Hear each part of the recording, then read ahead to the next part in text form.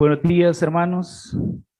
Para mí es un placer, un honor y al mismo tiempo un privilegio poder abrir las escrituras y poder explicarles a ustedes lo que Cristo quiere decirles a través de este pasaje.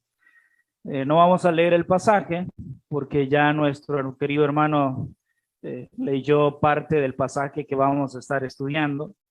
Normalmente profundizaríamos más en cada uno de estos versículos, pero ya que no creo que me vuelvan a invitar el otro domingo, vamos a tratar de hacerlo hoy. Y lo que vamos a hacer esta mañana es ver 6 relaciones que prueban una verdadera conversión. 6 relaciones que prueban una verdadera conversión. La epístola del apóstol Juan es una epístola que se escribió para contrarrestar las falsas enseñanzas de los falsos maestros en ese momento. Y prácticamente estaba contrarrestando la herejía del gnosticismo. En pocas palabras, el gnosticismo significa que el alma y el cuerpo, o la parte inmaterial y la parte material del cuerpo, no están estrechamente relacionadas.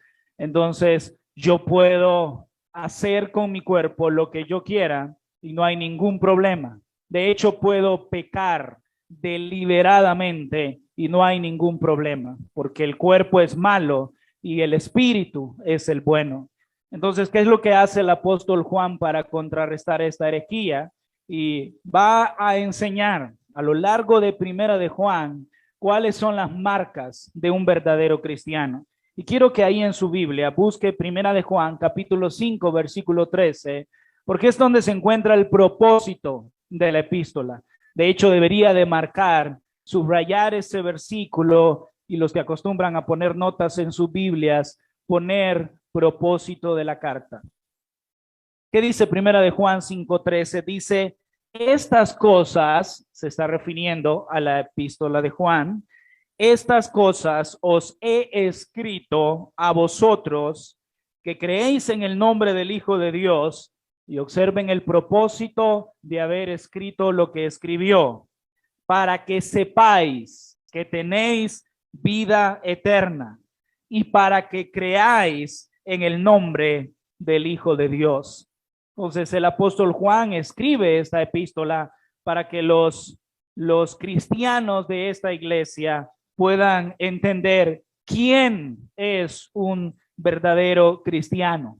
¿Quién es un verdadero cristiano? Ahora, ¿qué tiene que ver eso con nosotros hoy en día? ¿Por qué necesitamos conocer las marcas de un verdadero cristiano? ¿Por qué necesitamos conocer cuáles son las marcas de un cristiano verdadero? Bueno, el apóstol Pablo le escribe a Tito en el capítulo 1, versículo 16, que hay muchas personas que afirman que conocen a Dios, pero que lo niegan con su manera de vivir. Estos son detestables, son desobedientes y no sirven para hacer nada bueno, según la Nueva Traducción Viviente.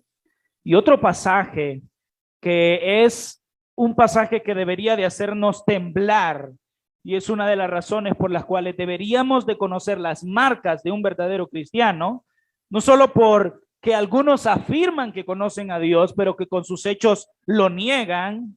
Es lo que ocurre, creo yo, después del juicio de la tribulación, donde el Señor está juzgando. Y hay unos que creen que son creyentes, pero no lo son. Mateo capítulo 7, versículo 22 al 23, no lo busquen, yo lo leo para ustedes. De hecho, ustedes lo conocen. El pasaje dice, el día del juicio muchos me dirán, Señor, Señor, profetizamos en tu nombre, expulsamos demonios en tu nombre e hicimos muchos milagros en tu nombre. Versículo 23 son las palabras más tristes, más conmovedoras, más terribles que una persona puede escuchar de los labios del Creador, de los labios del Rey, de los labios del Señor, de los labios del que vino a morir en la cruz para salvar a los elegidos. Dice el versículo 23, Pero yo les responderé, nunca los conocí. Aléjense de mí, ustedes que violan las leyes de Dios. ¿Por qué es necesario un mensaje como este? ¿Por qué es necesario conocer las marcas de un cristiano verdadero? Porque hay muchas personas que afirman conocer a Dios, pero la manera en que viven niegan que ellos conocen a Dios. ¿Por qué es necesario conocer las marcas de un verdadero cristiano? Porque en el día del juicio, muchos se habrán engañado a sí mismos pensando que porque predicaron la palabra de Dios, pensando que porque echaron fuera demonios, pensando que porque hicieron muchos milagros, eran creyentes, eran cristianos, tenían el reino en sus manos. Es necesario entonces conocer cuáles son las marcas de un verdadero creyente. ¿Por qué es que hay algunas personas que piensan que son cristianos y tal vez no lo son? Porque hay personas que están dentro de las iglesias, saludan, Dios le bendiga, tienen un lenguaje evangélico, pero no lo son, no son creyentes, no son cristianos. Probablemente es porque hay ministros que predican descuidadamente el evangelio. Hay ministros que manejan el evangelio sin el debido temor. Hay ministros, entre comillas, que tratan las almas de las personas de manera superficial. Miran un número, no una alma. Ministros que cambiaron el poder del Espíritu Santo por estrategias de mercadeo. No les importa la palabra del Señor, no les importa un cambio en la vida de las personas, les interesa un número. Ministros que cambiaron la pureza de la iglesia por el rápido crecimiento numérico de la iglesia. Y esto ha provocado que muchos crean que son salvos, pero que en realidad no lo son. Con estos versículos en mente debemos hacernos las siguientes preguntas. ¿Cómo puedo saber que he nacido de nuevo? ¿Cómo puedo saber que mis pecados han sido completamente perdonados? ¿Cómo puedo saber que he sido reconciliado con Dios? ¿Cómo puedo saber que verdaderamente soy un hijo de Dios? ¿Cómo puedo saber que he creído para vida eterna? ¿Cómo puedo saber objetivamente que yo soy salvo? Ya vimos en Mateo capítulo 7 que predicar no es sinónimo de que usted es salvo. Ya vimos en Mateo capítulo 7 que echar fuera demonios no es sinónimo de ser salvo. Ya vimos en Mateo capítulo 7 que sanar a los enfermos, hacer muchos milagros, no es sinónimo de ser salvo. Y probablemente algunos de ustedes no quisiera, y eso sucede en la iglesia donde yo estoy predicando, eso sucede en la iglesia de MacArthur, eso sucede en la iglesia, sucedía en la iglesia de Spurgeon, sucedía en la iglesia de Martin Lloyd, sucedía en todas las iglesias. Hay personas que piensan que son salvos, pero no lo son.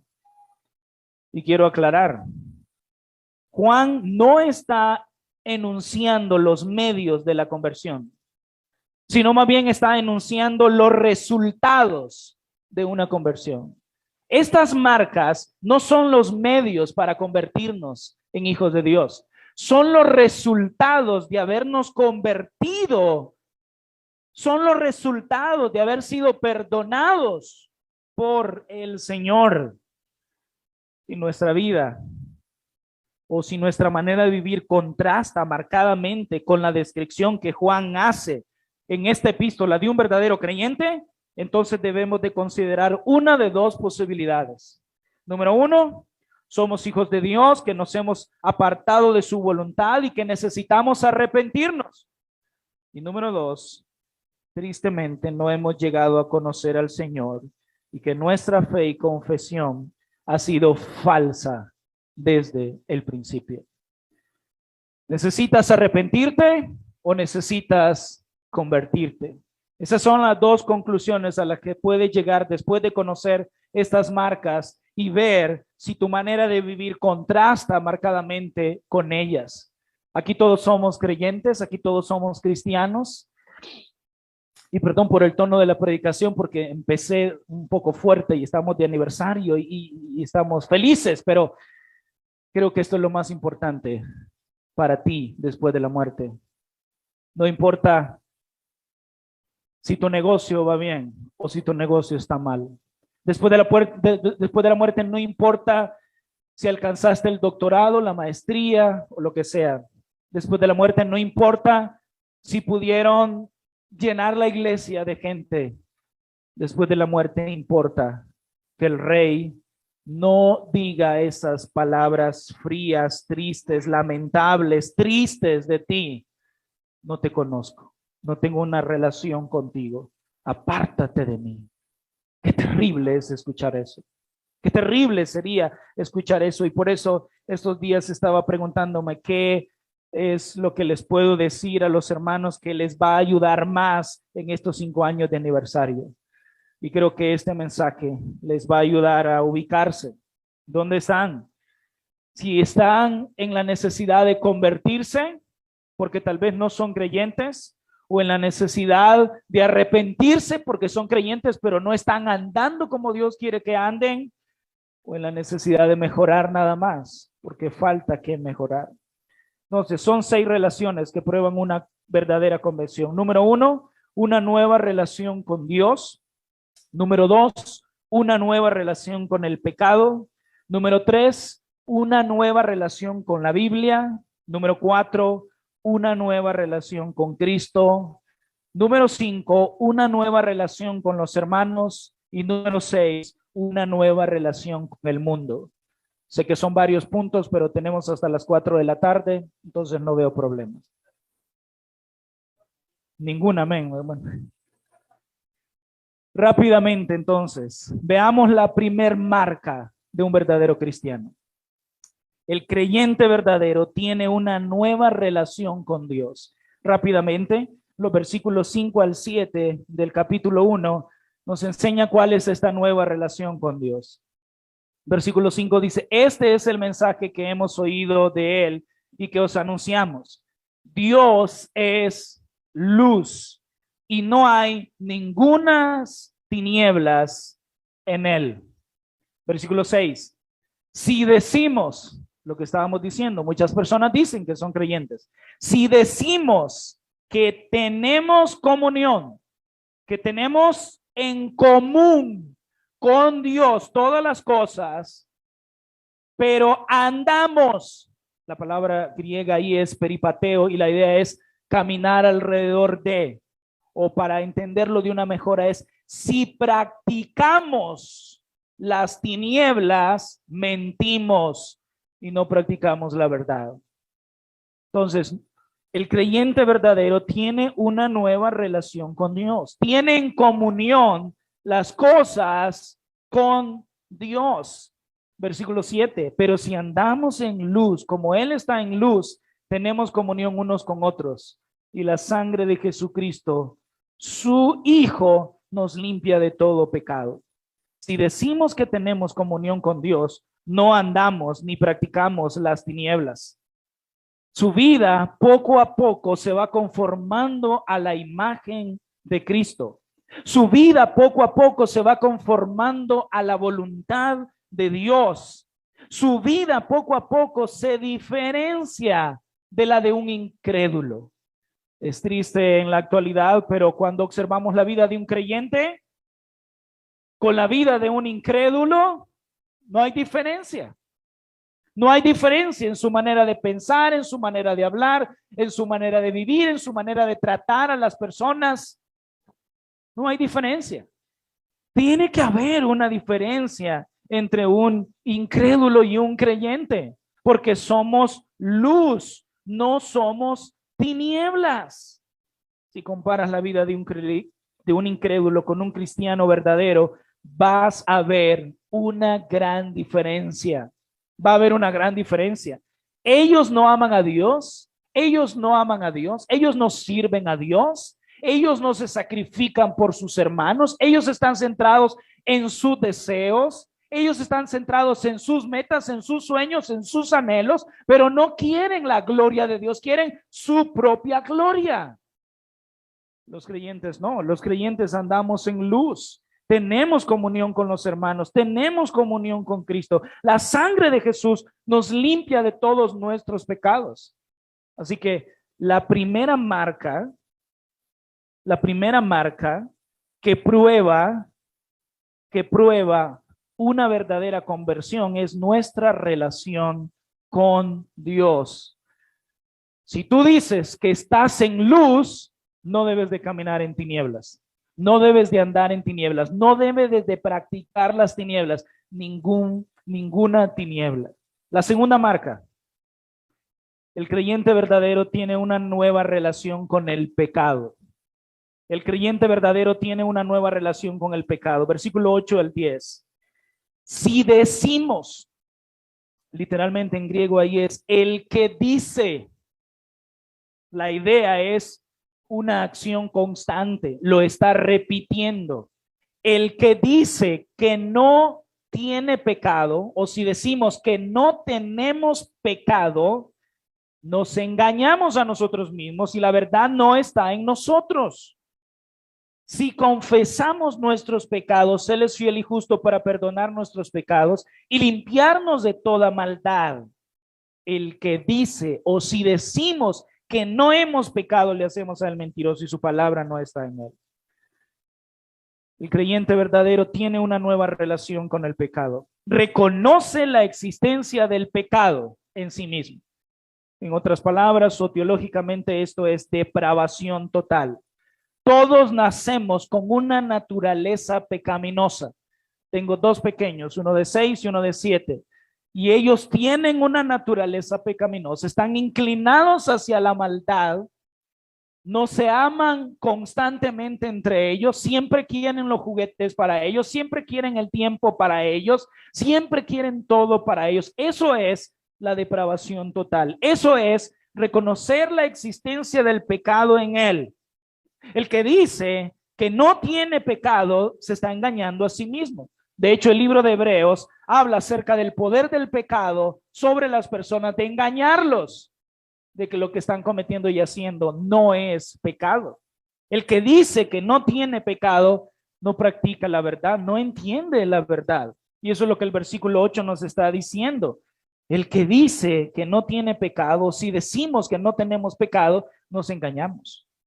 Porque nosotros, tristemente, aunque hemos sido regenerados por el poder del Espíritu Santo y pasamos del viejo hombre al nuevo hombre, todavía luchamos con nuestra naturaleza caída, con nuestra naturaleza depravada. No hay ningún hombre perfecto sobre la faz de la tierra.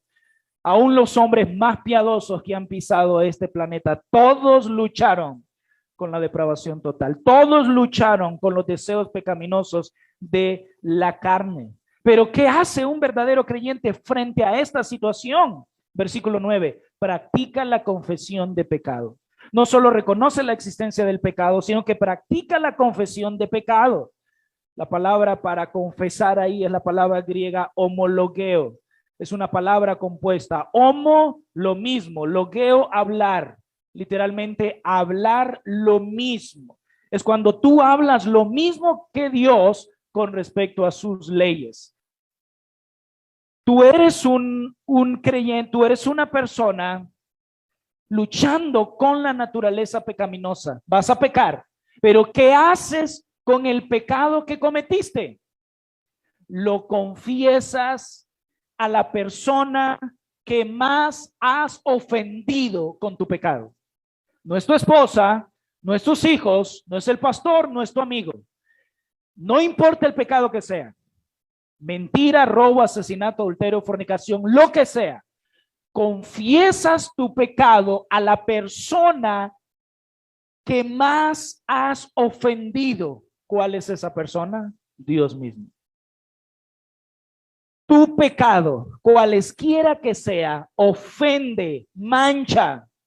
El puritano John Owen decía que cuando nosotros pecamos es como si tiráramos estiércol a la gloria de Dios. Y a veces no lo vemos así.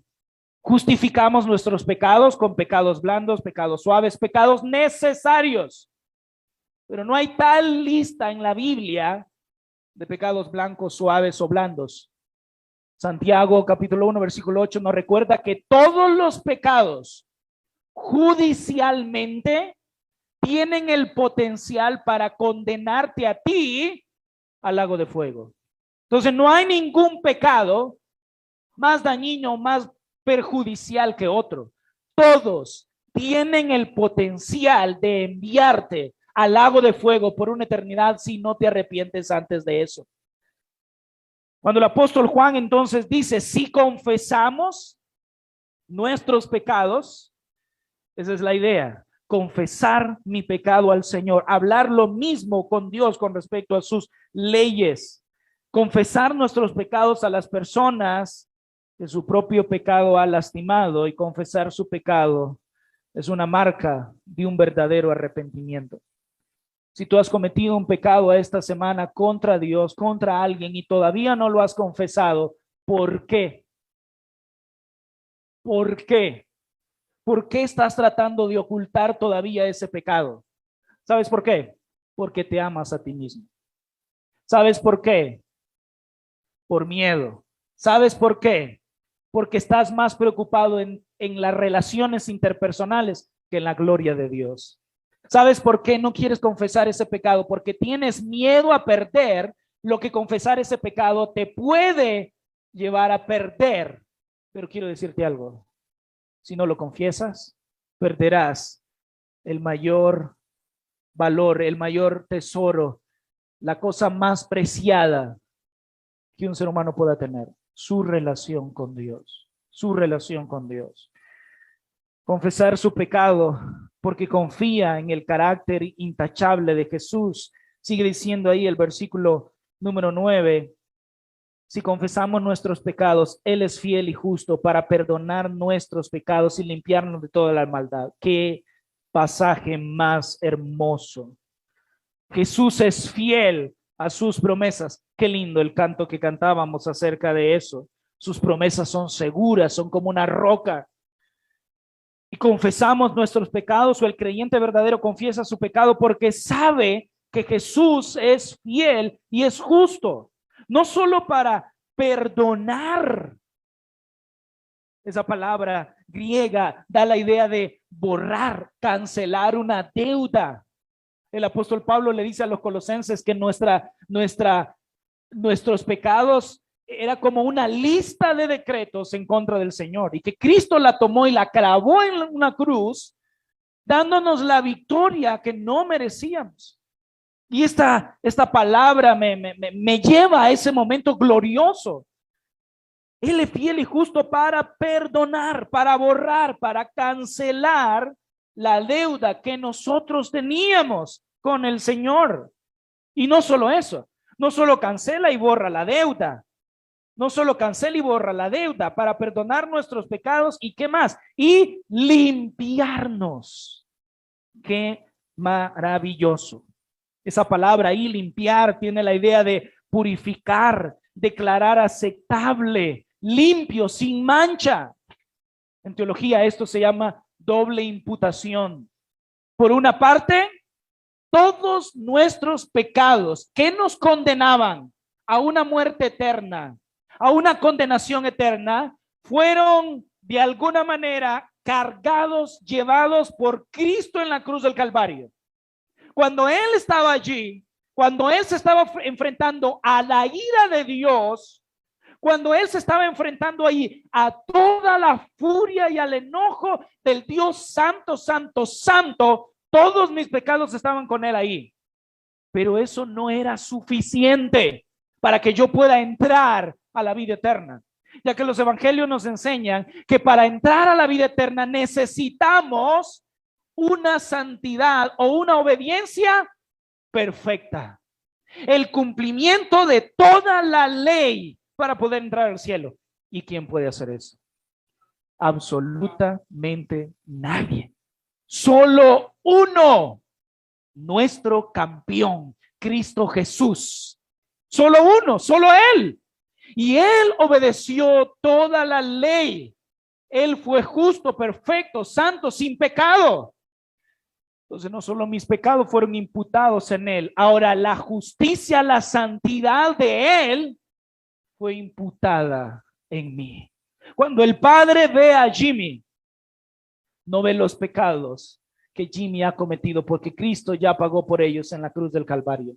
Cuando el Padre ve a Jimmy, no mira la falta de capacidad que tiene Jimmy para obedecer la ley, sino que mira la completa obediencia de Cristo Jesús. ¡Qué maravilloso! El Padre, si confesamos nuestros pecados, Él es fiel y justo para perdonarnos.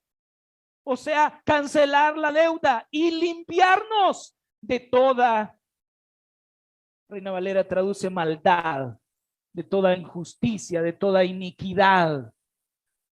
Qué glorioso. Por eso el creyente verdadero practica la confesión de pecado, porque conoce el carácter intachable de Jesús, confía en la obra expiatoria de Cristo Jesús y sabe que no tiene otro remedio cuando ha cometido pecado. Hermanos o amigos, ¿cómo te sientes cuando cometes pecado? ¿Qué es lo que haces inmediatamente cuando has cometido un pecado? ¿Qué pasa por tu mente y tu corazón cuando le gritaste a tu hijo? Le gritaste a tu esposa, le hiciste una mala cara a tu marido, desobedeciste a tus padres. ¿Qué sientes? Si no sientes un dolor, si no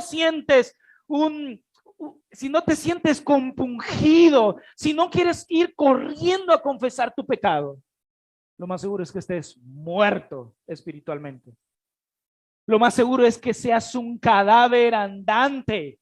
Porque nadie, escúchame esto, nadie que tiene el Espíritu Santo morando en él después de cometer un pecado puede sentirse tranquilo, puede sentirse como si no ha pasado nada. Vivimos en una era donde mucha gente se siente así, donde mucha gente peca y no hay problema. Peca y sigue en los púlpitos, peca y sigue predicando, peca y sigue enseñando, peca y sigue sirviendo como si nada. Están muertos espiritualmente. Están muertos. El Espíritu Santo no está en ellos. Son prototipos de Judas Iscariote, quien estaba predestinado para la condenación eterna.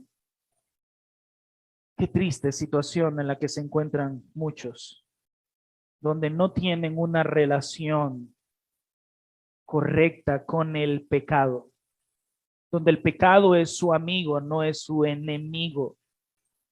Un verdadero creyente reconoce el poder del pecado. Versículo 10, si decimos que no hemos pecado, si decimos que no hemos pecado, le hacemos a él mentiroso y su palabra no está en nosotros.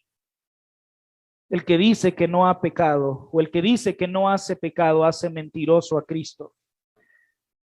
Mientras más pasa el tiempo, más fallas miramos en nuestra vida.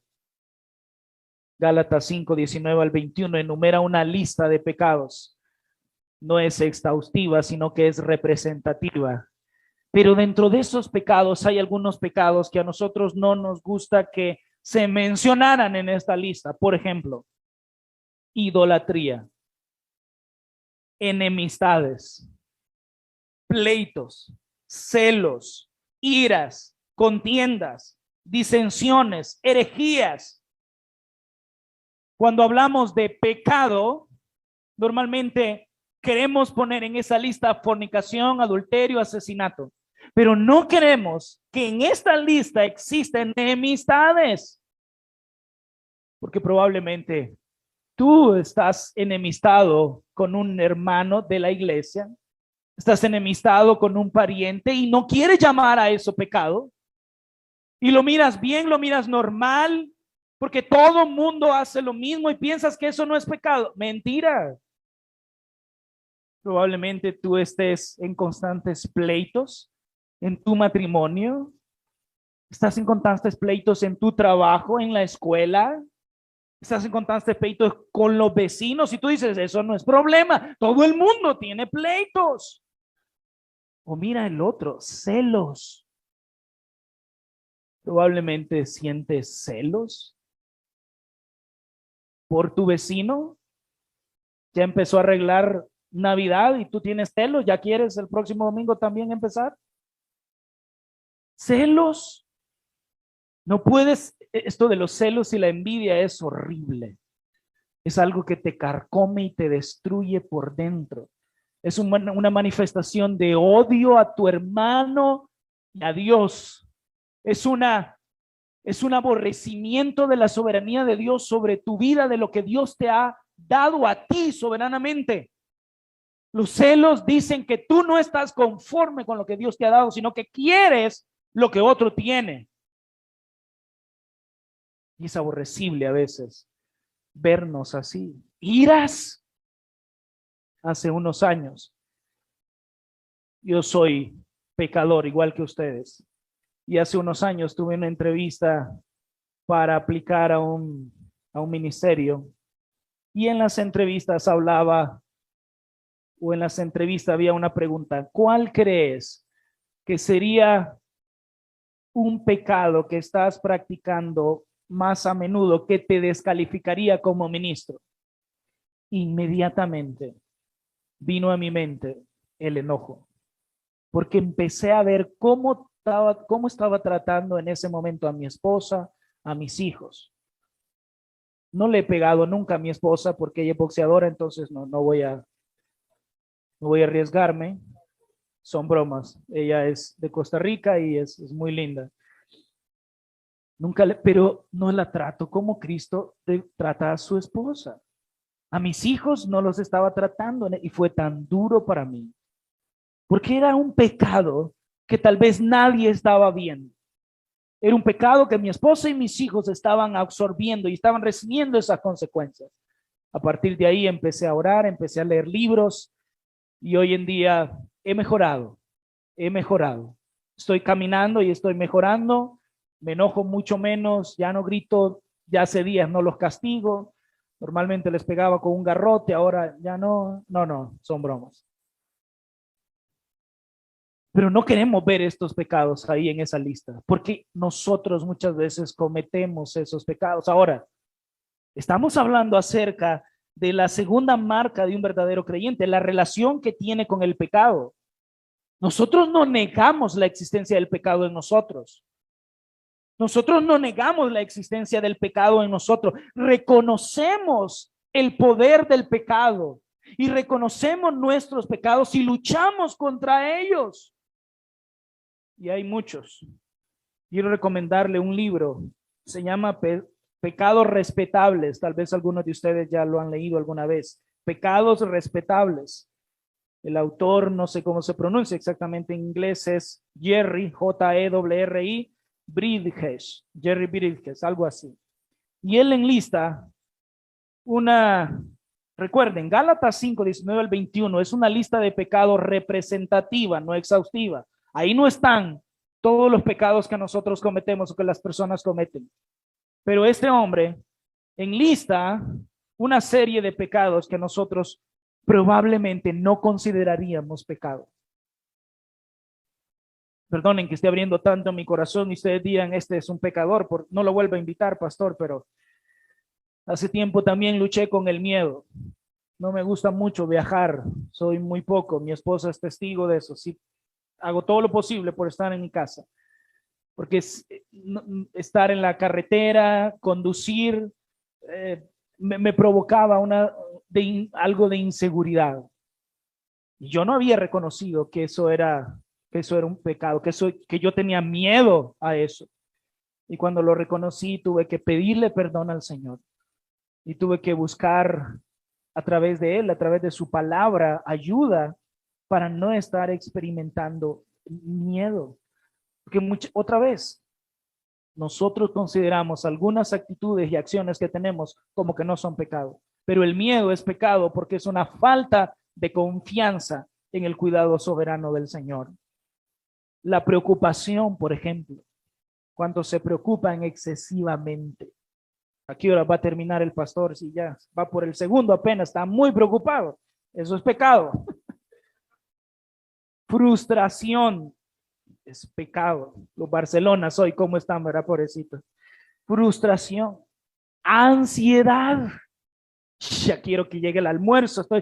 Ansiedad, miedo, descontento, desagradecido, impaciente, irritable, crítica, competitividad. Todas estas son acciones que son pecado y que a veces nosotros no consideramos pecado. Mientras más pase el tiempo, más fallas vamos a ver en nuestra vida. Nos llegamos al culto y salimos diciendo, qué bien lo hice esta semana, no pequé. No.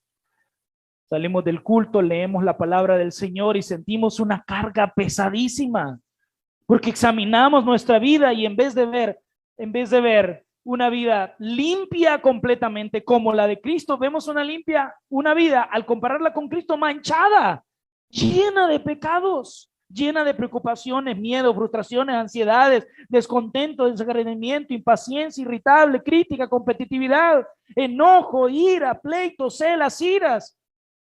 Y si somos sinceros, muchas veces está esa lista completa en nosotros. Mientras más pasa el tiempo, más necesitamos, más necesidad tenemos de Cristo Jesús en nuestras vidas. Más nos damos cuenta de lo inútiles, de lo incapaces que nosotros somos de poder obedecer la ley del Señor. Y no nos queda de otra, de poner nuestra confianza en Cristo para poder tener vida eterna. ¿Cómo te sientes cuando pecas? ¿Qué haces cuando pecas? ¿Qué haces cuando le hablas mal a tu esposa? ¿Qué haces cuando te rebelas a tu marido? ¿Qué haces cuando le desobedeces a tu mamá? ¿Qué haces cuando le gritas a tus hijos? Examínate. Si tú no estás confesando tu pecado, si no estás pidiendo perdón, el libro de Proverbios, creo que 8:23, si mal no recuerdo, dice que el que encubre su pecado no va a prosperar, pero el que lo confiesa alcanzará misericordia. Si tú no confiesas tu pecado, si tú no te arrepientes, pides perdón, es una marca de que estás muerto espiritualmente y necesitas con urgencia a Cristo, porque viene la muerte o viene el día del juicio y tú vas a pararte frente a Cristo, el que murió en la cruz del Calvario. Ahora ya no es el medio para salvarse, ahora es el juez. ¿Y qué le vas a decir si no te arrepentiste? ¿Qué le vas a decir si no confesaste tu pecado delante de Él? ¿Qué le vas a decir si no pediste perdón a los que ofendiste? Él lo sabe, Él conoce ese pecado. Y si no te arrepentiste delante de Él, vas a ir a una condenación eterna. Dos marcas hemos visto hasta ahora que prueban una verdadera conversión: su relación con Dios, tu relación con el pecado. Y ahora veamos la tercera marca: tu relación con la Biblia, con la palabra del Señor. Versículos, 1 de Juan 2, versículo 3 dice, y en esto sabemos, y en esto conocemos. Esta palabra es la palabra griega ginosco, y la idea de esta palabra es como un paralelo al de creer o al de amar o ver a Dios. Designa también llegar a la fe en el revelador y principalmente significa la certeza de la fe o el hecho de perseverar, de permanecer en la fe. Significa que usted ha comprendido la fe completamente. Y en esto conocemos o en esto sabemos. Esta es la información que yo tengo, que nosotros le conocemos, que nosotros tenemos una relación con Él. Y ahí hay una condición. ¿Cuál es la condición? Si guardamos. Si guardamos. La idea de esa palabra es vigilar, pero específicamente es obedecer, poner en obra. ¿Cuál es la condición entonces de que conocemos, de que hemos llegado a la fe verdadera, de que creemos en Dios, que amamos a Dios y que vemos a Dios como Dios? Si obedecemos sus mandamientos. Versículo 4, el que constantemente está diciendo, yo le conozco, yo le amo, yo le obedezco, yo he llegado a la fe y no guarda, no obedece, no cumple sus mandamientos, el tal es mentiroso y la verdad no está en él. Pero esa palabra es un contraste. Pero el que guarda su palabra, el que obedece, el que cumple su palabra en este, ¿cuál? El que está guardando los mandamientos de Dios verdaderamente. No hay ninguna mentira. El amor, el ágape de Dios se ha perfeccionado. Por esto sabemos, por esto conocemos que estamos en Él, o que somos de Él, o que pertenecemos a Él. ¿Cuál es la tercera marca que evidencia una conversión verdadera? Una nueva relación con la Biblia, una nueva relación con la palabra del Señor. ¿Obedeces tú la palabra del Señor? ¿Cumples tú la palabra del Señor? ¿Estás siguiendo la palabra del Señor? La palabra del Señor para incrédulos no significa nada. La abren en el Salmo 91, la ponen en la mesita y eso es un amuleto para protección de los malos espíritus. Pero eso no significa la palabra del Señor. Los incrédulos no quieren saber nada de ella. No quieren conocer la voluntad de ella. Por eso no la leen. Pero tenemos que ser honestos. No leemos la Biblia, o mejor dicho, no estudiamos la Biblia como deberíamos de estudiarla. Y por no estudiarla como deberíamos de estudiarla, no la conocemos. Por ejemplo, mire Efesios capítulo 7. Vaya conmigo, busque ese pasaje. Efesios capítulo 7. Efesios capítulo 7. No hay. Si la conocieras mejor, ni te habrías mosqueado para buscar ese capítulo. No conocemos la Biblia como debiéramos de conocerla. Quiero animarte a través de este pequeño ejercicio de que veas la falta de conocimiento que tienes de este libro maravilloso que es la Biblia. Y que necesitamos no leerla, necesitamos estudiarla, memorizarla, necesitamos meterla en nuestro corazón, en nuestra mente. Ese es el verdadero creyente. Pero si tú no te deleitas en la palabra del Señor, si tú no amas la palabra del Señor, si tú no conoces la palabra del Señor, esa es una marca, querido amigo, de que tú probablemente estás muerto espiritualmente. ¿Qué decían los salmistas o qué decía David acerca de la Biblia? Que para él era el Antiguo Testamento, libros como Levíticos, libros como Números, Crónicas, que cansado de leer todos esos nombres. ¿Qué decía el salmista de ese libro, de ese grupo de 5 capítulos, de ese libro de 5 capítulos? ¿Qué decía David? Sino que en la ley de Jehová está su delicia, su deleite. La Nueva Traducción creo que lo traduce su felicidad. Y en su ley medita de día y de noche. Soy profesor en el seminario de la clase Panorama Bíblico y como tarea tienen que leer la Biblia entera en 90 días. Casi se parece el viaje al mundo en 80 días, pero no es ese. Pero es increíble que a veces no pueden obedecer eso. Y que a veces llegan al seminario sin nunca haber leído la Biblia entera de pasta a pasta. Y puede ser que algunos de ustedes están aquí también que nunca han leído la Biblia de pasta a pasta. Uy, qué legalista es usted. Uy, qué religioso es usted. Yo creo más que es que no tienes deleite por la palabra del Señor. David dice en otro Salmo 119:24, pues tus mandamientos son mis delicias y mis consejeros. Salmo 119:143, angustia y aflicción han venido sobre mí, mas tus mandamientos son mi deleite. ¿Es la Biblia un deleite para ti? Pastor, yo tengo 16 años apenas, no se meta conmigo, yo estoy en el Facebook, en TikTok, en Twitter. Está bien, sigue ahí, pero eso significa que estás muerto. ¿No lees la Biblia? ¿No te deleitas en la palabra del Señor?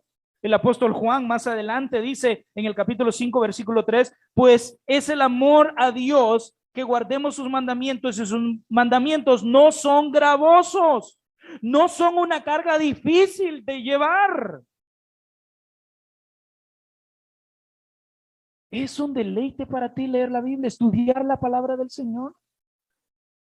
Viene a mi mente en este momento cuando el pueblo de Israel regresa del cautiverio después de estar 70 años en Babilonia, sin culto, sin adoración, sin la lectura de la ley.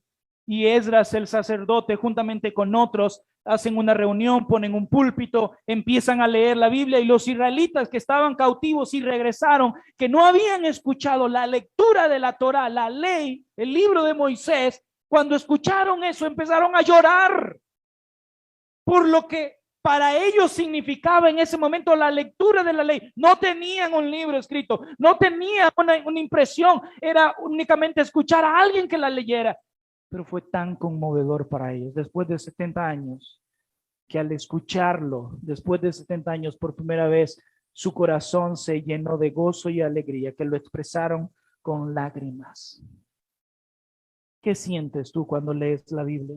Es el libro de Dios. Algunos lo llaman la carta de amor de Dios para su iglesia, para su novia. Es el novio hablándole a la novia.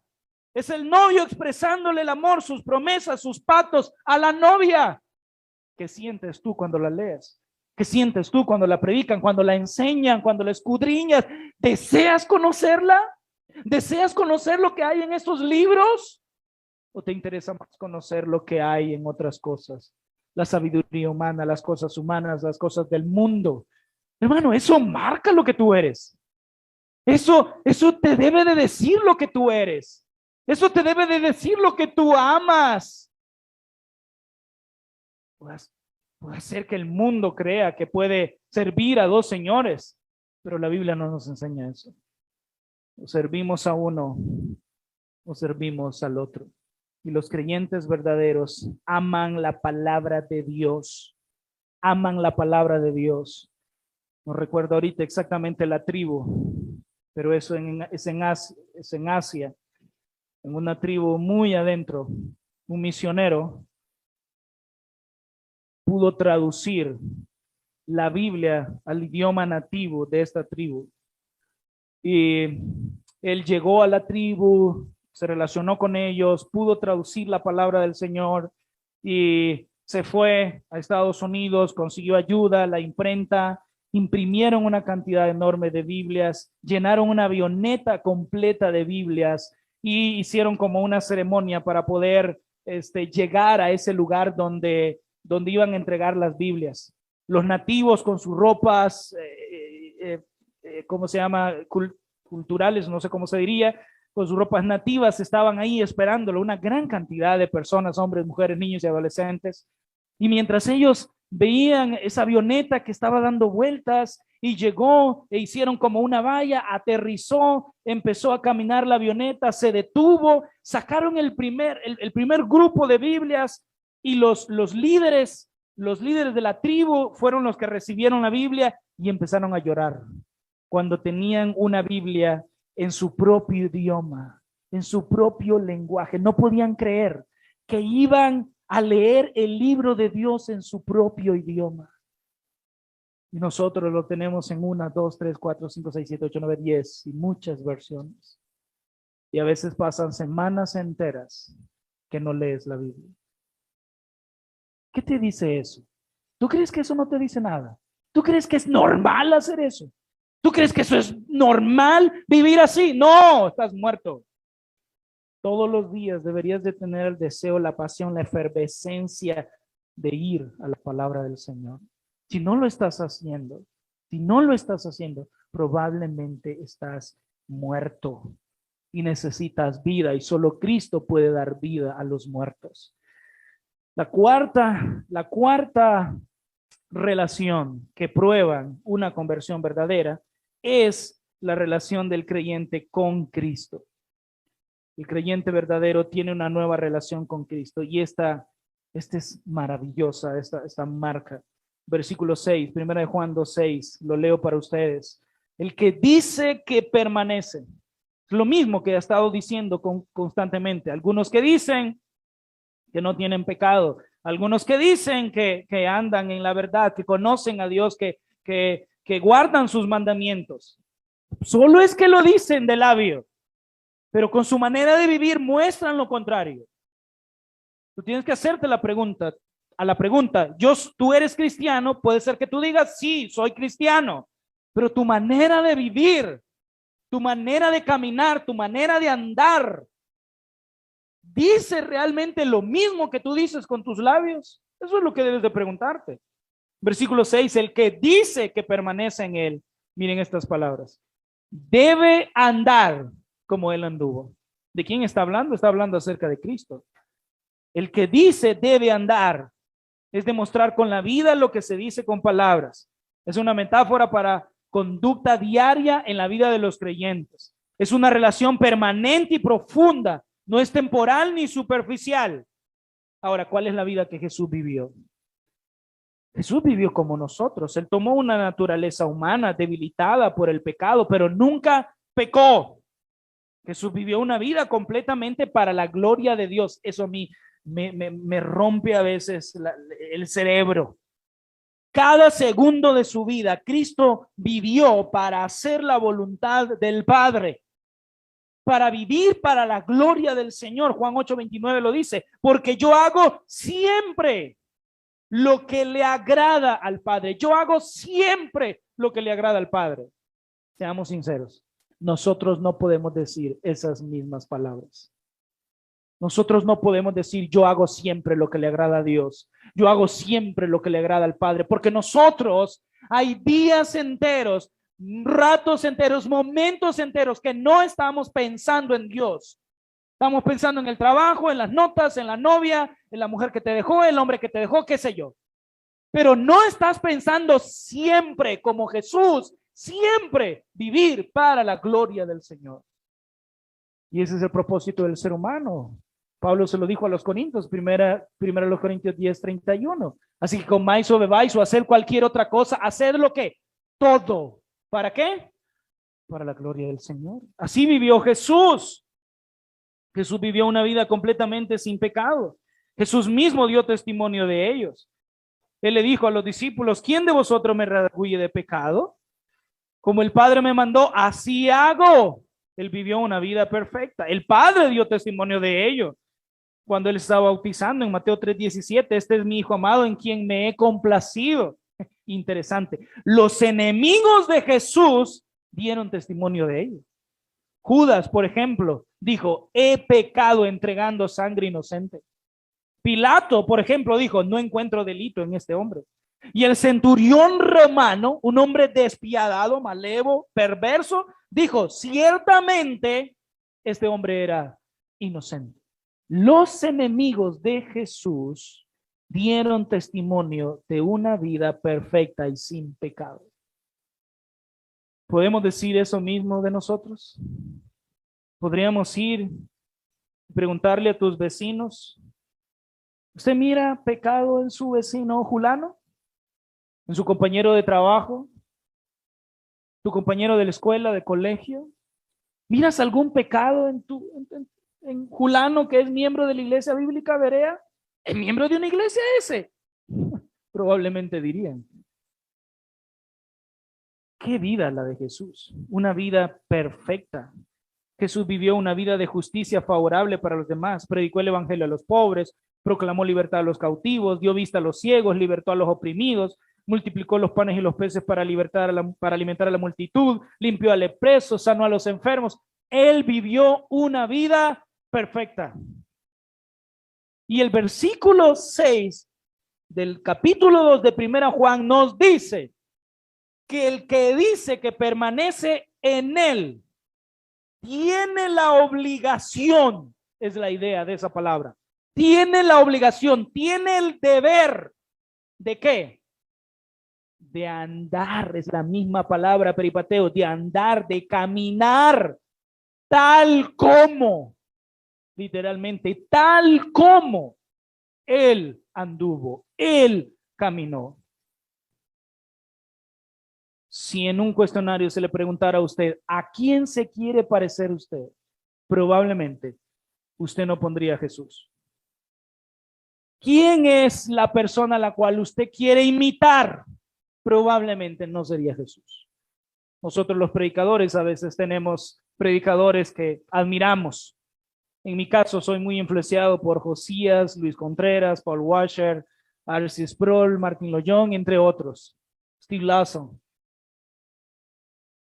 Pero ellos no deberían de ser nuestro modelo a seguir, nuestro ejemplo a seguir. Ellos no deberían de ser el principal modelo a seguir. Cuando Pablo le dijo a los corintios, sed imitadores de mí, ¿por qué se lo dijo? Porque yo soy imitador de Cristo. Esa es la razón. Todo lo que yo hago bueno lo hago porque lo he aprendido y lo he imitado de Cristo. Pero ¿saben por qué no queremos a veces imitar la vida de Cristo? Porque es una vida perfecta. Porque a veces nosotros no queremos vivir una vida piadosa.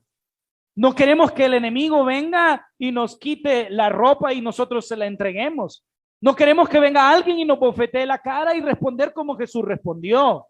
No queremos responder como Jesús respondió cuando lo crucificaron y él en la cruz dijo, Padre, perdónalos porque no saben lo que hacen. No queremos vivir una vida económicamente piadosa o económicamente sencilla. Siempre queremos más.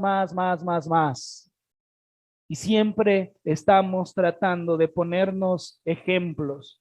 Siempre tratamos de emular a hombres y personas que tienen más y que tienen posesiones y renombres y títulos y famas. Pero ¿por qué no queremos imitar a Jesús? ¿Por qué no queremos andar? Es interesante cómo hemos perdido a veces el enfoque de seguir a Cristo. La gran comisión es ir y hacer discípulos a todas las naciones. ¿Discípulos de quién? De Él. La palabra ahí, discípulos, da la idea de aprendices, imitadores de Cristo. Nosotros de igual manera. Ojalá que después de esta mañana, o tal vez solo es un recordatorio para ti, pero que tú digas, voy a esforzarme por imitar a Cristo todos los días de mi vida. Él va a ser el mayor ejemplo para mí. No quiero ser como Julano, no quiero ser como Sutano, no quiero ser como Mengano, no quiero ser como Cristiano Ronaldo, como Messi, no quiero ser como, qué sé yo, quiero ser como Cristo. Quiero ser como Cristo, quiero vivir la vida que Cristo vivió. Esa es la relación de un creyente verdadero que evidencia una conversión verdadera, su relación con Cristo. Y bueno, no quiero quedarme solo aquí porque miro que ya están saliendo todos, entonces vamos a ir más rapidito. Entonces, ¿cuál es la vida que nosotros debemos de vivir? A la luz de esta meta tan grande, deberíamos de examinar las inclinaciones de nuestra vida. ¿Estamos todavía viviendo de acuerdo a la corriente de este mundo? ¿Estamos aprendiendo a vivir como vivió Cristo? ¿Nuestra conducta diaria manifiesta más de Cristo y menos del mundo? ¿Anhelamos ser como Cristo? Las Escrituras afirman que Jesús es nuestro hermano y un modelo para nuestras vidas. Nunca nos vamos a graduar al nivel del maestro. El cristiano más parecido a Cristo siempre será un estudiante. El cristiano más maduro siempre estará aprendiendo a andar como Cristo anduvo. El cristiano más santificado siempre se verá a sí mismo como el aprendiz de su hermano mayor. El cristiano más consciente siempre sabe que habrá mucho terreno por cubrir. Paul Washer ilustra esto como de la siguiente manera. Piensa en un niño de unos 7 años y su hermano mayor de unos 30 años y están en la nieve y el hermano mayor empieza a caminar por la nieve y mientras va caminando va dejando pisadas en cada uno de sus pasos. El hermanito menor de unos 7 años que tiene una pisada más corta, él trata de ir igual como su hermano, pisando las mismas pisadas que su hermano mayor ha dejado por el camino. No va a poder lograrlo. hasta que pueda crecer a la misma estatura de su hermano mayor. Mientras tanto, va a seguir intentándolo. De alguna manera, nosotros así somos. Estamos tratando de imitar a Jesús. El creyente verdadero, en su nueva relación con Cristo, está tratando de imitarlo a Él. Y sus pisadas, vaya que son largas. Nuestras pisadas son demasiado cortas. Pero quiero animarte. Tal vez tú no estés imitando a Cristo. Tal vez tú no estés tratando de, tú no estés llegando al nivel de Cristo, pero mantente ahí. Mantente ahí. Los reformadores hablan acerca de las acciones piadosas o de las prácticas reformadas para poder incrementar nuestra relación con Cristo. Y lo dividen en 4: la oración, la Biblia, la comunión y la adoración. Practicando eso, vamos a llegar a mantener nuestra relación con Cristo. Quinta y penúltima marca para evidenciar una conversión verdadera. El creyente verdadero tiene una nueva relación con sus hermanos. Y leo rápidamente versículos 8 al 11. Sin embargo, os escribo un mandamiento nuevo, que es verdadero en él y en nosotros, porque las tinieblas han pasado y la luz verdadera ya alumbra. El que dice, vieron que esto se ha repetido en varios versículos, que está en luz y aborrece, lo traduce Reina Valera, pero literalmente la idea es odia a su hermano, está todavía en tinieblas. Versículo 10. El que ama, la palabra griega y es ágape, y esa palabra siempre tiene la idea de un amor sacrificial. El que ama a su hermano permanece en la luz y en él no hay tropiezo. Me encanta porque la palabra griega para aquí no hay tropiezo, es como de la idea como de escándalo. Y la idea es que si tú amas a tu hermano, prácticamente has obedecido toda la ley. Porque recuerden cómo se resume la ley de Dios, ¿verdad? Amar a Dios sobre todas las cosas y a tu hermano como a ti mismo. De hecho, los 10 mandamientos están divididos en 2 partes. Los primeros 4, si mal no recuerdo, tienen que ver con amar a Dios y los otros tienen que ver con amar al prójimo. Y dice el apóstol Juan, si tú amas a tu hermano, no va a haber ocasión para que tú peques. ¿Por qué? Porque vas a amar a tu hermano. Versículo 11, pero el que odia a su hermano, pero el que aborrece a sus hermanos, su condición es esta: tinieblas, oscuridad, y anda en tinieblas y no sabe a dónde va. ¿Por qué? Porque la oscuridad, porque las tinieblas le han cegado los ojos. La cuarta marca que evidencia una conversión verdadera es tu relación con tus hermanos. Rápidamente, solo quiero preguntarte, ¿con quién te deleitas más estar? ¿Con los hermanos de la iglesia de la misión Berea o con los impíos? ¿Con quién anhelas y deseas estar? ¿Con estos hermanos que son redimidos y lavados con la sangre de Cristo o con los impíos? Eso te debería de decir mucho. ¿Amas tú a tus hermanos al punto de que estás el domingo aquí y quieres estar con ellos? Yo estaba enviando unos mensajitos ahorita a algunos hermanos con los que trabajo más de cerca en la iglesia y los extraño, porque realmente quería estar en el culto, quería estar en el culto, porque es un deseo de estar con los hermanos. ¿Tú deseas realmente estar con tus hermanos? ¿Amas al pueblo de Dios demostrando así la realidad de tu fe? ¿Está tu amor siendo demostrado por tus hermanos? No solo de palabras, no solo dices que los amas, sino que tus acciones describen, haces cosas prácticas, reales, hay actitudes que se ven en ti que amas a tus hermanos. ¿Qué compañía disfrutas más? ¿Buscas la comunión con otros creyentes? ¿Cuándo fue la última vez que te reuniste con creyentes para estar con ellos, hablar de Cristo, exaltar de Cristo? ¿Estás comprometido con el perfeccionamiento de tu hermano? ¿Qué haces cuando tu hermano peca? Disciplina, pastor, disciplina. ¿Qué haces cuando tu hermano peca? ¿Te dueles? ¿Te dueles porque tu hermano pecó?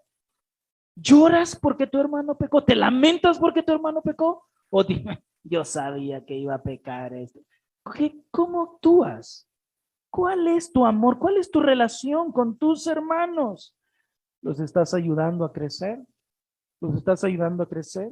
Y la última, porque miro que ya están sirviendo comida atrás, entonces vamos a... La última, perdón hermanos, tenía que avanzar con todo esto. El cristiano verdadero tiene una nueva relación con el mundo. Repitamos estas marcas antes de ir a la última. 6 marcas o 6 relaciones que prueban una verdadera conversión. Tu relación con Dios, tu relación con el pecado, tu relación con la Biblia, tu relación con Cristo, tu relación con los hermanos y tu relación con el mundo. Tu relación con cualquier idea, con cualquier sistema, cualquier obra, cualquier acción, cualquier teoría o cualquier cosa que contradice la voluntad del Señor. ¿Cómo podemos diferenciar de un creyente y de un impío? Bueno, el impío siempre trabaja solo para hacerse rico. El impío se viste solo para ser visto. ¿Para quién te vistes, hermana? ¿Para glorificar a Dios o para ser vista por los hombres? ¿Para quién haces ejercicio? Algunos de ustedes necesitan hacer ejercicio, se ve. Pero, pero ¿para quién vamos a hacer ejercicio? Si solo hacemos ejercicio para ser el más fuerte del mundo o el más hermoso del mundo, eso es amar al mundo y las cosas que hay en el mundo. Recuerden, todo lo que hacemos, lo hacemos para la gloria del Señor, para la alabanza del Señor. No ames al mundo. Si tú amas al mundo, si tú estás, y de hecho, si quieren leamos el versículo 15, ya que lo tienen ahí a mano, no ames al mundo. En todo este pasaje, es el primer mandamiento que el Señor nos hace a través del apóstol Juan. No ames al mundo ni las cosas que están en él. Si alguno ama al mundo, el amor del Padre no está en él. Porque todo lo que hay en el mundo, los deseos de la carne, los deseos de los ojos y la vanagloria de la vida, no provienen del Padre, sino del mundo. Y el mundo pasa y sus deseos, pero el que hace la voluntad de Dios permanece para siempre. Qué hermoso eso. Y termino con primera de Juan 5, del 1 al 5. Todo aquel que cree que Jesús es el Cristo es nacido de Dios, y todo el que ama al que engendró, ama también al que ha sido engendrado por él. Esto es, ama a Dios y ama a los hermanos. Versículo 2, en esto conocemos que amamos a los hijos de Dios, cuando amamos a Dios y guardamos sus mandamientos. Pues este es el amor de Dios, que guardemos sus mandamientos, y sus mandamientos no son gravosos, porque todo lo que es nacido de Dios vence al mundo. Y esta es la victoria que ha vencido al mundo, nuestra fe. ¿Quién es el que vence al mundo? Sino el que cree que Jesús es el Hijo de Dios. Por un momento piensa, cuando vas a un vuelo, algunos de ustedes han viajado alguna vez en algún avión y pasas por Expreso Americano, compras un café y un buen pan y te acuerdas que tienes que llegar rápido, sales corriendo, llegas a la puerta de abordaje y no te has comido el pan y el café, estás frente al guardia y tú quieres pasar, pero el guardia te dice, espérame, no puede pasar, porque usted tiene una taza de café, usted tiene un pan ahí y aquí es prohibido hacer eso. Lo único que puede hacer es 2 cosas.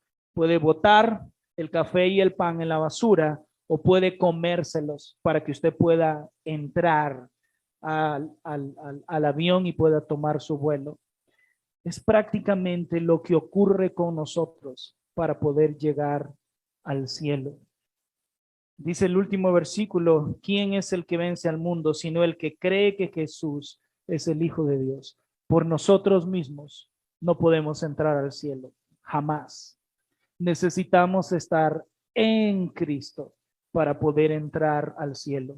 Así como el pan y el café en el estómago de este individuo puede abortar el vuelo, así nosotros, estando en Cristo Jesús y poniendo nuestra confianza en Él, podemos tener vida eterna. Si tú tratas de tener una relación con Dios sin Cristo, estás perdido. Si tú tratas de tener la relación correcta con el pecado sin Cristo, estás perdido. Si tú tratas de estudiar la palabra de Dios sin Cristo, estás perdido. Si estás viviendo una vida sin Cristo, estás perdido. Tienes a Cristo, literalmente lo tienes todo. No tienes a Cristo, literalmente no tienes nada. Si quieres amar a tus hermanos fuera de Cristo, estás perdido. Y si quieres tener una relación correcta con el mundo fuera de Cristo, estás perdido. ¿Cómo estás? ¿Qué evidencian estas marcas en ti? ¿Necesitas arrepentirte y mejorar tu relación con el Señor? ¿O realmente te das cuenta que tú no eres creyente, que tú no eres cristiano, que tú estás en una situación muy peligrosa? Que si tú mueres en este momento, después de observar estas marcas, probablemente escucharás esas palabras frías, tristes, espeluznantes. Apartaos de mí, hacedores de maldad, no les conozco. Hebreos dice que después de la muerte viene el juicio, pero Pablo dice, hoy es el día aceptable. Hoy el Señor está hablando a tu corazón para que vengas a Él, para que ya no vivas la vida hipócrita que estás viviendo. Engañaste al pastor, a tu esposa, a tus hijos, a tus vecinos, y piensas que vas a poder seguir engañándolos. No, no puedes engañar a Dios. Dios no puede ser burlado, dice su palabra. Él sabe y Él conoce en la situación en la que estás. Él sabe que tú no tienes una relación con Dios. Él sabe que tú no amas a Dios, no amas a Cristo, no amas su palabra, no amas a sus hermanos, amas más al mundo que a Cristo. Y hoy Él te dice, ven. Es lo más importante en tu vida. Arreglar tu relación con Cristo. Mejorar tu relación con Cristo. No hay cosa mejor que esa. Por eso ven. Si tú no eres creyente, si tú no estás practicando el amor al Padre, el amor a Cristo, el amor a la palabra del Señor, el amor a los hermanos, el odio y el aborrecimiento al mundo, tú necesitas a Cristo con urgencia, hoy, en este momento, y tienes que venir a Él, tienes que venir a Él, tienes que abandonar esa vida, porque esa vida te va a llevar a la ruina, a la muerte eterna, a la condenación eterna, y el Señor te está dando un día más de oportunidad para que vivas y mores con Él eternamente. Oremos. Señor, gracias por mis hermanos. Gracias por su paciencia, por escuchar todo el sermón. Señor, qué hermosos y qué lindos. Te pido que los bendigas, Señor, y te doy gracias a ti por la atención que han prestado en estos minutos a este sermón. Señor, gracias. Gracias a ti. Te ruego, Padre eterno, tú que eres el que pone el hacer y el querer en nosotros, te ruego, Padre eterno, que si hay alguien aquí esta mañana que no tiene a Cristo en su corazón, si hay alguien aquí esta mañana que no es creyente, porque no tiene una relación con Dios, no tiene una relación correcta con el pecado, no tiene una relación correcta con Cristo, no tiene una relación correcta con los hermanos, no tiene una relación correcta con el mundo, en vez de odiar al mundo, está amando al mundo. Señor, te ruego que lo salves, que lo ayudes para que él pueda pedir ayuda, para que pueda buscar al pastor y pueda confesar sus pecados y pueda pedir ayuda de un anciano, de un hermano mayor, de un hermano maduro en la fe de esta iglesia, y para que este hermano pueda crecer. Te pido por aquellos que son creyentes, pero que reconocen que necesitan mejorar estas relaciones que evidencian una conversión verdadera. Te ruego que los ayudes para que cada día puedan parecerse más y más a Cristo. Padre, te doy gracias en el nombre de Jesús. Amén y amén. Pastor, muchas gracias. Me siento muy honrado, ¿verdad? Por haberme invitado. Muchas gracias. Muchas gracias, hermanos, por toda su paciencia. Sé que ya están por levantarse, pero ya nos vamos a ir. Mientras tanto, creo que nuestro hermano sigue.